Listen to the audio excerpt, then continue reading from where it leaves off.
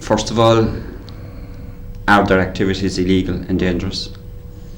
Not all their activities are illegal and dangerous. Obviously, if they do engage in illegal or unlawful activities on the road, if they're detected, they will be dealt with according to the law.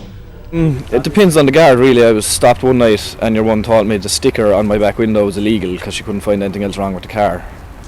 They don't really treat me much differently, to be honest, but you would notice alright if you were driving past the speed check and they had the camera down. Once they hear the loud exhaust, they'd be up straight away having a look, but they don't treat you much differently, You probably have a significant amount of them, as I said, just like to hang around together, which can be intimidating for the ordinary motorists on the road when they see a group of them together.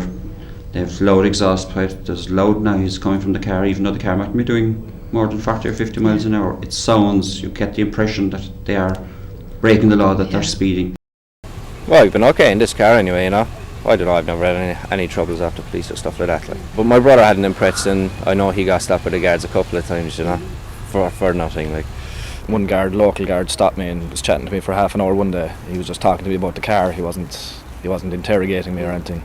In the last 12 months now, we've been approached by parents particularly to know could we organise maybe a talk for young car enthusiasts, which we did. We advertised it on Kerry Radio, on the local papers. We organised it for Listowel, and believe it or not, nobody turned up. Absolutely nobody turned up.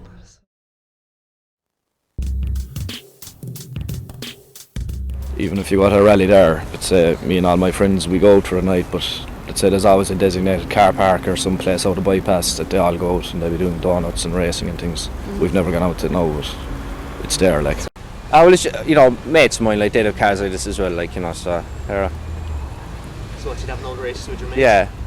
No, it wouldn't be anything too serious, but if we were going somewhere, you try and get there as fast as you can, I haven't raced, but I've seen races on the Tralee Castle Island Road, and they just weren't really, I wasn't really into them, so I've never gone to one since or seen one since. The problem with young men is they think they're great and they want to show how great they are. That's the main cause of the problem with all the speed and stuff on the road.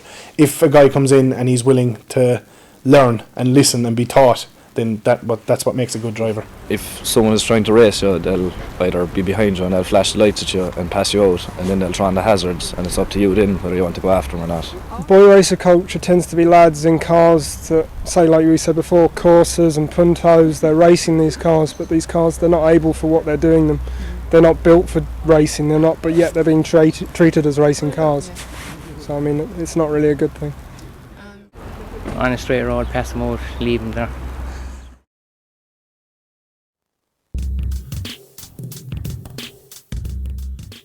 One of the most recent stories in the media has speculated on phone numbers that are often seen placed inside the windscreens on modified cars.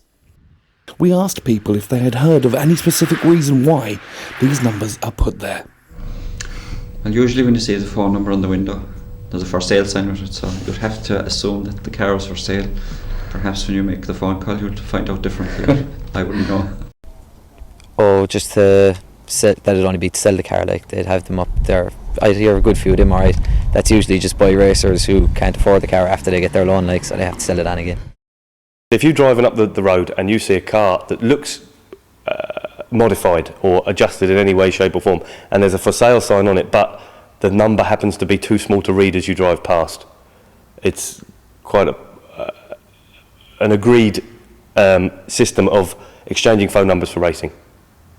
I've heard from the paper TDs coming out and saying that it's so you can ring one driver, can ring another driver to race them or something like that. No, I haven't seen that, or I've never used the number to race something like that or race anyone anyway. So the rate of accidents on our roads has inspired one person to create an online blog listing any fatal accidents that take place. Roaddeaths.ie also includes a map on which headstones represent each individual road death across the country.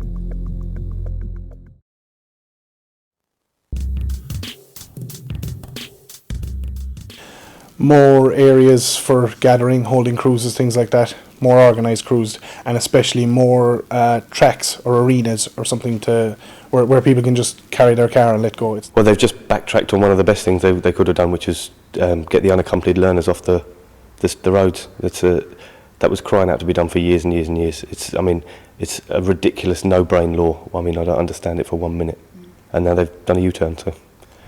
I think if they started putting some of the road tax that we pay back into resurfacing the roads, we'd be a lot better off. I think a lot of accidents we hear about are due to poor surfaces on the road than they are than driving being poor. I know that the roads programme for Kerry County Council is all the time under review, and that they are improving the roads significantly and have done so over the last number of years. So RTAs, which is what the fire brigade term car crashes, RTA stands for road traffic accident.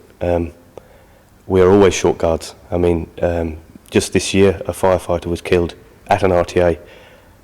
When all the cutting had been done, the casualties were gone to hospital, they were putting the car on the transporter, and because there wasn't enough Garda presence, personally speaking, a car came round the corner and careered into a guard and a fireman.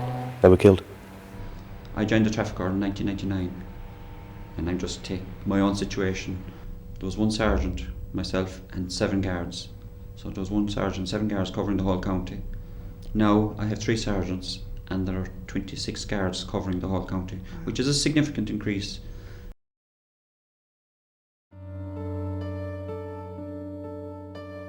The rise of the modified car scene is clearly more than just a fad. Young people now have more disposable income than ever before, and the trend in modifying cars shows no signs of abating. What is clear from our experience is there are both good and bad arguments on all sides of this debate. The so-called boy racer culture is not going away, and if no measures are taken to facilitate all involved in this wide and diverse scene, then it surely can only lead to further carnage on our roads.